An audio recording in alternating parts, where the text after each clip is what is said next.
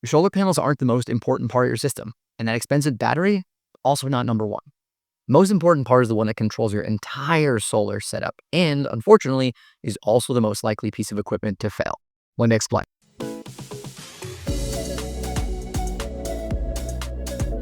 If you're one of the thousands of homeowners who's going to be going solar in 2026, you're probably obsessing over panel efficiencies or energy storage. What you should be obsessing about is your inverter.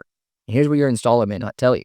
Your inverter is the entire brains of your system. It controls everything in your solar setup, and picking the wrong one could cost you thousands in production or in repair costs. So today, I'm breaking down solar inverters and everything you need to know, and I'm going to give you our list of the best inverter brands for 2026. So what does an inverter actually do? Well, as I've said, it's the brains of your entire system, so it's vitally important. You can think of it kind of like a translator and a traffic cop all meshed into one. The core function of an inverter is to take the DC energy produced by your panels and convert it into AC energy so you can use that inside your home. But here's where it gets more complicated. The inverter is also constantly tracking not only your home's energy use, but it's tracking the grid to make sure the power is even together. It's at the same hertz, it's at the same frequency, and it's also seeing where the power is needed. If more power is needed inside your home, it's going to direct energy towards that. If your home is completely satiated with power, it can direct that power to either charge a battery or potentially go out to the grid. Now, there are two core types of inverters out there.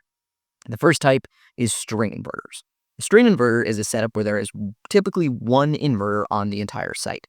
All of the panels feed into this one particular unit where it converts it from DC to AC and then feeds it into your home. String inverters are often popular because they are really high efficiency. Anytime you're converting DC to AC, you do lose a little bit of power, so doing that one time is a really efficient process. String inverters, because there's only one piece of equipment, are also typically a more cost-effective solution.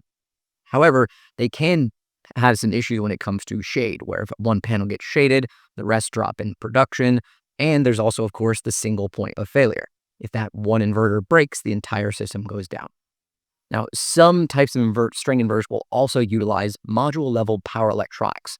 They're commonly called optimizers or maximum power point trackers, so that they can give that variability per panel so you're not as affected by shade. Now, the second core type of inverter is a microinverter, and as the name may suggest, these are smaller inverters. In these setups, there's actually one inverter that's attached to every single panel in your system. So you got 20 panels, you have 20 microinverters. These are popular because of redundancy. When you have a microinverter system, if one of those inverters goes out, the rest of the inverters and their panels can keep on chugging along producing energy for your home.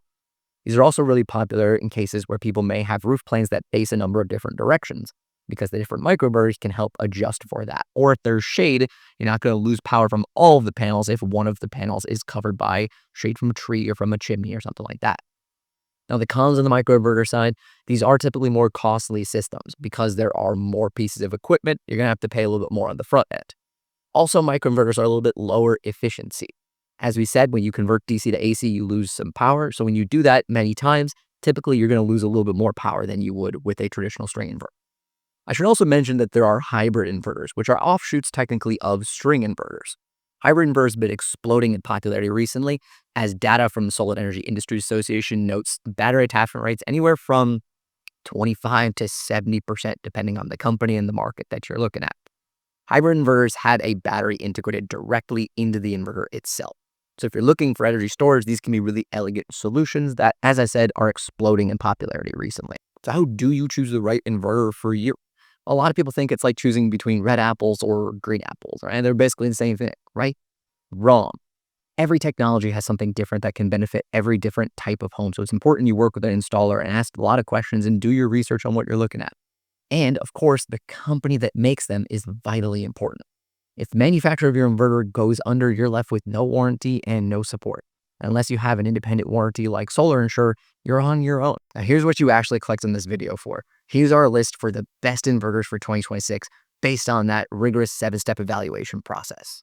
For residential, which is single-phase inverters, the list includes AP Systems, Canadian Solar, EcoFlow, EG4, Enphase, Fortress Power, Fox ESS, Franklin Watt Hour, Generac, Hoy Miles, Lunar Energy, Sig Energy, Q-Cells, SMA, SolArc, Solar Edge, Sonnen, and Tesla.